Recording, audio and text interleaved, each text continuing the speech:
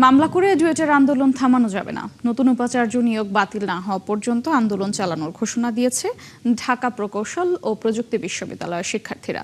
মঙ্গলবার ক্যাম্পাসে এক সংবাদ সম্মেলনে এই ঘোষণা দেওয়া হয়। বেলা 11টার দিকে ক্যাম্পাসের প্রধান গেটে দ্বিতীয় দিনের ব্লকেট কর্মসূচিতে যোগ দেয় শিক্ষার্থীরা। বিশ্ববিদ্যালয়ের মূল ফটকে তালা দেয়া থাকলেও পকেট গেট দিয়ে শিক্ষক, শিক্ষার্থী ও কর্মচারীরা ক্যাম্পাসে আসেন। এদিকে সোমবার সদর থানায় 250 জনকে অজ্ঞাত আসামি করে মামলা দায়ের করায় ক্ষোভ প্রকাশ করেন শিক্ষার্থীরা। সিলেট শাহজালাল বিজ্ঞান ও প্রযুক্তি বিশ্ববিদ্যালয়ের অধ্যাপক ডক্টর মোহাম্মদ ইকবালকে ডুয়েটের ভিসি হিসেবে নিয়োগের প্রজ্ঞাপন জারি হলে গত বৃহস্পতিবার আন্দোলনে নামে শিক্ষার্থীরা। আমরা আমাদের স্পষ্ট দাবিতে এখনো অনড় এবং আমরা আমাদের সম্মানিত সেই ভিসি স্যারকে আমরা আপনাদের মাধ্যম থেকে আমরা জানিয়ে দিতে চাই, স্যার আপনি আপনার সম্মান, অবশ্যই আপনি সম্মানী মানুষ, যেহেতু আপনিও এক জায়গায় শিক্ষক। আমরা ওই সাস্টিয়ান ভাইদেরকে ডিসঅ্যাপয়েন্টেড করতে চাই না যে ভাইরা তাদের একজন শিক্ষক এসে আমাদের কাছে অপমানিত হয়ে যাবে। সো আমরা তাকে সুসম্মানের সহিত আমরা স্যারকে অনুরোধ করতেছি, স্যার আপনি আপনার জায়গা থেকে আপনার এই নিয়োগ আপনি নিজেই প্রত্যাহার করে সরে দাঁড়ান। ডুয়েটের শিক্ষার্থী আন্দোলনের ঘটনায় 250 জনকে অজ্ঞাত আসামি করে সদর থানায় মামলা ও গ্রেফতার আতঙ্কে আবারও উত্তেজিত হয়ে উঠেছে ডুয়েট ক্যাম্পাস।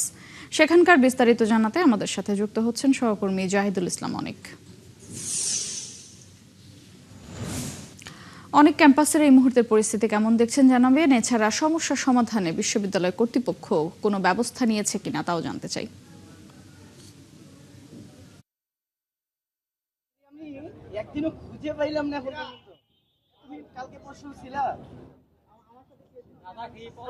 মোটরসি এই মুহূর্তে আছি গাজীপুরের জয়দেবপুরে ঢাকা প্রকৌশল ও প্রযুক্তি বিশ্ববিদ্যালয়। আপনাকে জানিয়ে রাখি যে আজ কিন্তু ষষ্ঠ দিনের মতো এখানে যারা আন্দোলনরত শিক্ষার্থী রয়েছেন তারা কিন্তু প্রথমে আন্দোলন করে আসছিলেন যেন নতুন ভিসিকে অপসারণ করা হয় এবং নতুন করে তাদের মধ্য থেকে যেন ক্যাম্পাসে ভিসি নিয়োগ দেওয়া হয়।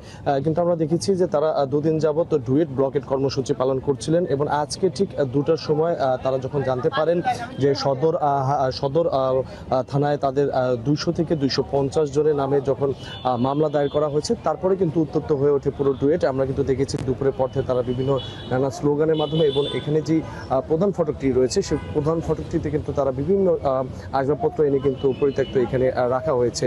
আরেকটি বিষয় আপনাকে জানিয়ে রাখি যে 3টার পরে যখন তারা জানতে পারেন যে নতুন ভিসি ক্যাম্পাসে প্রবেশ করবেন এমনটি গুঞ্জন ছড়িয়ে পড়লে কিন্তু তখনও কিন্তু উত্তপ্ত শুরু হয় এবং তারপরে বিভিন্নভাবে তারা কিন্তু একের পর এক মিটিংয়ের পরে কিন্তু তারা সিদ্ধান্ত নেয় যে পুরো ক্যাম্পাসটি কিন্তু এখন কমপ্লিট শাটডাউন তারা ঘোষণা করেছে। আমরা একটা শিক্ষার্থীর সাথে কথা বলবো। আপনাদের এই আন্দোলন কতদিন চলবে এবং আজকে কি ঘোষণা করলো? যতদিন পর্যন্ত সরকার এই ভিসিকে প্রত্যাহার করবে না এবং প্রত্যাহার করে শুধু প্রত্যাহার করার পর নতুন এখান থেকে আমাদের কর্মরত শিক্ষকদের পর থেকে আমাদের ভিসি নিয়োগ না দেওয়া পর্যন্ত আমাদের কমপ্লিট শাটডাউন চলমান থাকবে। যেমনটি শুনছিলেন যে তারা কিন্তু ঠিক কিছুক্ষণ আগে এই কমপ্লিট শাটডাউনের ঘোষণা দেন এবং আজকে ঠিক বিকেল 5টার পর তারা প্রেস ব্রিফিং করবেন এই কমপ্লিট শাটডাউনের ব্যাপারে, এমনটি কিন্তু আমরা জানতে পেরেছি। আপনাকে জানিয়ে রাখি মৌটুসী, গতকালকে রাতে কিন্তু গাজীপুর সদর থানায় কিন্তু 200 থেকে 250 জনকে অজ্ঞাত করে কিন্তু একটি মামলা দায়ের করেছে পুলিশ। ধন্যবাদ জাহিদুল আপনাকে। দর্শক, ডুয়েট ক্যাম্পাস থেকে যুক্ত ছিলেন সহকর্মী জাহিদুল ইসলাম অনেক।